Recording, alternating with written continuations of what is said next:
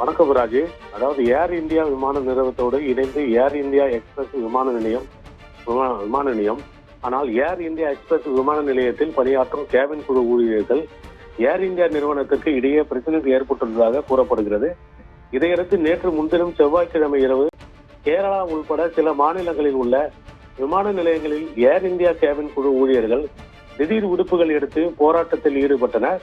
இதனால் விமானங்களை இயக்க விமானிகள் பொறியாளர்கள் இல்லாத காரணத்தால் சில விமானங்கள் ரத்து செய்யப்பட்டன.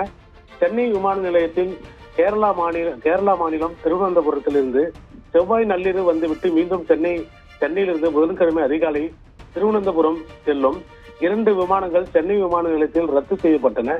மற்ற ஏர் இந்தியா எக்ஸ்பிரஸ் விமானங்கள் வழக்கம் போல் இயக்கப்பட்டன. ஆனால் இன்று வியாழக்கிழமை 2வது நாளாக சென்னை விமான நிலையத்தில் ஏர் இந்தியா எக்ஸ்பிரஸ் விமான நிலையத்தின் கேபின் குழு ஊழியர்கள் பலர் திடீர் விடுப்பு எடுத்து விட்டு பணிக்கு வராத காரணத்தால் விமானங்களை இயக்க விமானிகள் பொறியாளர்கள் இல்லாமல் இன்று மொத்தம் 8 ஏர் இந்தியா விமானங்கள் ரத்து செய்யப்பட்டன. அதாவது சிங்கப்பூர் கேரளா மாநிலத்திலிருந்து கொல்கத்தாவில் இருந்து சென்னை வர வேண்டிய ஏர் இந்தியா எக்ஸ்பிரஸ் விமானங்கள் ஆகிய 4 வருகை விமானங்களும், அதே போல் சென்னையிலிருந்து இன்று அதிகாலை திருவனந்தபுரம், சிங்கப்பூர், கொல்கத்தா என சென்னை விமான நிலையத்திலிருந்து வருகை புறப்பாடு 8 ஏர் இந்தியா எக்ஸ்பிரஸ் விமானங்கள் தற்போது ரத்து செய்யப்பட்டுள்ளதாக கூறப்படுகிறது.